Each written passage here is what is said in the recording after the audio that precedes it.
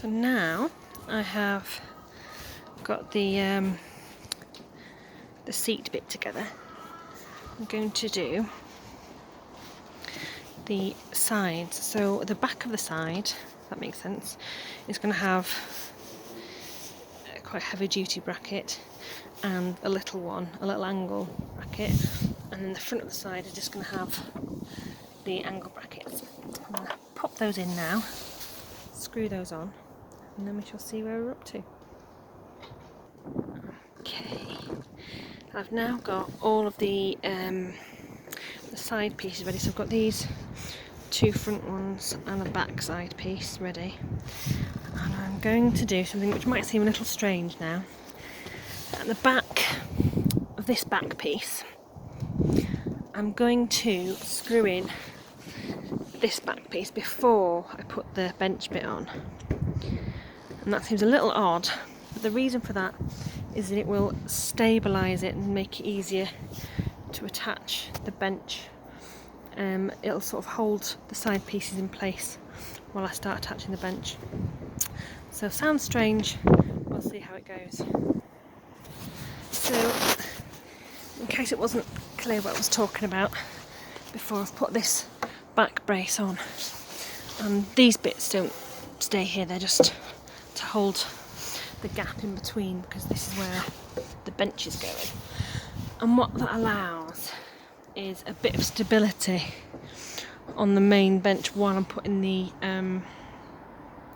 seat in, because that is the bit that I would struggle with the most, because I am, as I say, doing this on my own. So the next thing I'm going to do is turn this over, and no, it's not. The next thing I'm going to do is put the bench and the flat bit on, and make sure it fits before I start getting too excited.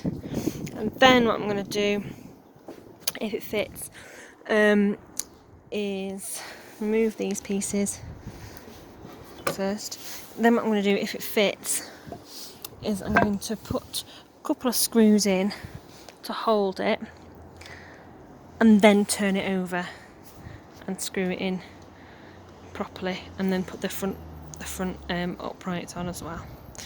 So I will do that now, and we'll see how it goes. It's very windy all of a sudden here. So because I'd put that back piece in, this was a lot easier than I thought it was. I just wedged the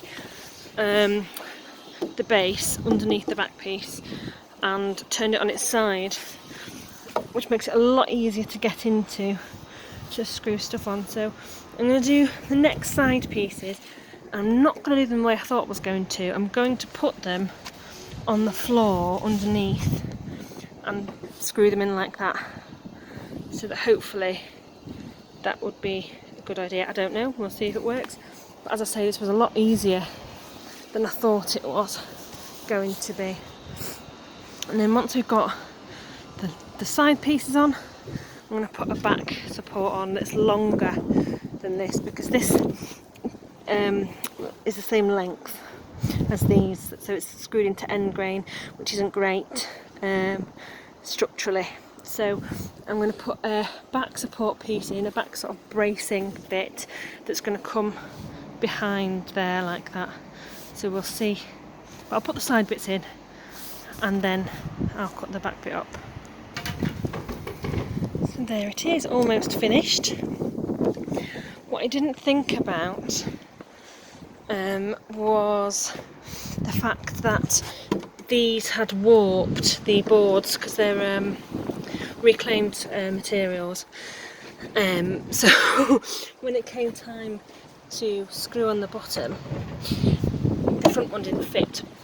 So what I did was I braced these at the top. I measured the gap at the bottom so it was the same, because where the metal thing goes at the bottom, where this goes at the bottom, it makes a little gap between them. So I measured that so that it was straight, and braced it at the top with another piece of strap. So then when I screwed it into the brackets that hold it up, it just pulled it into straight, pulled it flat again. And it's not completely flat, but it's near as down really. So I'm quite proud of that. So my last thing to do is to measure and cut a piece of the 2x3 timber. So it's going to come across the full width of it as a bracing thing, and then put it into place. So I will just do that and see how we get on, see if it works. So there we have it, very rough and ready scaffold pew type bench. Now I've put it together, I can't knock it down, so I'm not going to try and put the things on. I might change that later and leave my options open if I want to, but I don't think I need to put any of the stabilisers on. So what I'm going to do is put it into place and have a little sit down, I think. So there it is, my scaffold board bench in situ, and it's quite comfy. Actually, it's very comfy because it's nice and broad, and I can reach over and do my gardening without being too uncomfortable. Or I could just sit, lie back in the sun. Yes, I'm very pleased with that. And these scaffolding boards are from, they're a bit more expensive because I had them delivered, but they're used scaffold boards from North Hire and Sales, I think. I'll link in the description, because it's difficult to get scaffolding boards delivered unless you want hundreds of them. So that was really handy. Yeah, so I'll link them in the description. They're really nice. And you can get them in 4 foot like these ones, or I think you can get them in 3 foot and 6 foot lengths as well. I'm not sure.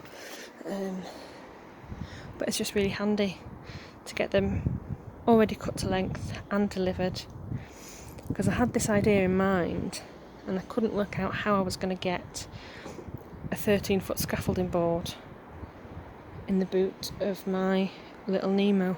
So yeah, really handy to get them delivered and already cut to size. So the only equipment I used for this was various size screws, a drill, and a little electric, I think it's a jigsaw, to cut this off. But everything else I just use a drill. I don't have a workshop, didn't have any clamps, so it's a one-person job, and it's taken me about an hour and a half, and that included when I lost the screws and I had to go and find some different ones. So yes, I've had a nice afternoon and I'm ready to go back to work, although I think I might sit with the chickens before I go back to work. Yes, I think I'm going to talk to the chickens before I go back to work.